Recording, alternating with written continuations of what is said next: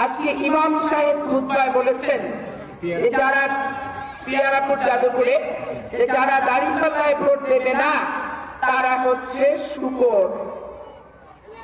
সেই সৃষ্টির সেরা দ্বীপকে আপনি যে শুকরের সাথে তুলনা করলেন, এই ইহকালের একটা ভোটকে কেন্দ্র করে এতে কি আপনার ইমামতির যোগ্যতা আছে না নাই?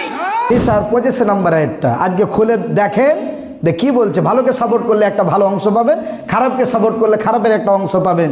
যদি না মিলে আজকে ইমামতি ছেড়ে দেবো, কথা ঠিক কিনা?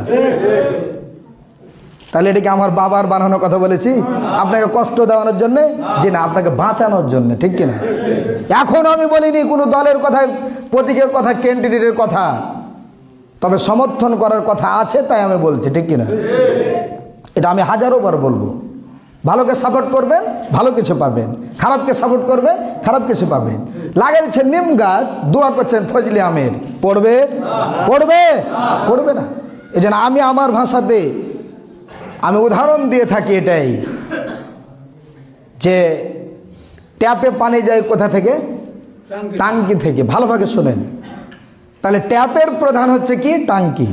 টাঙ্কির মধ্যে যদি আপনি চিনি গুলে দেন, তাহলে ওখান থেকে সাপ্লাই হয়ে সুন্দর হয়ে ট্যাপে যে চিনি অর্থাৎ শরবত হবে, ঠিক কিনা? শরবত পৌঁছে যাবে। দোয়া করা লাগবে না, জিকিরও করা লাগবে না, অটোমেটিক টাঙ্কিতে আপনার চিনি দিয়ে গোলানো আছে, শরবত ট্যাপে ট্যাপে পৌঁছে যাবে।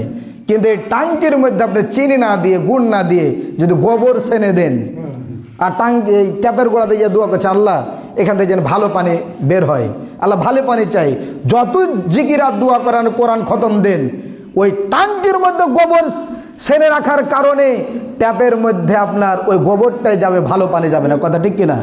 তো আমি প্রধানমন্ত্রী হচ্ছে টাঙ্কি, আর প্রত্যেকটা জেলাতে যেগুলো এমপি আছে এগুলো হচ্ছে ট্যাপ। যদি ওখান যদি আপনার ভালো হয়, অর্থাৎ টাঙ্কি যদি আপনার ভালো হয় পানি, তাহলে ট্যাপের মধ্যে ভালো পানি যাবে। ওখানেই তো গোবর সানা হয়। এখানে যতই দোয়া করেন ভালো পানি পাওয়া যাবে না, যাবে না, কথা ঠিক কিনা বলুন? এজন্যে এমপির আগে প্রধানমন্ত্রীকে ভালো বানান, কথা ঠিক কিনা? আমি কি দুর্নাম করেছি কারো?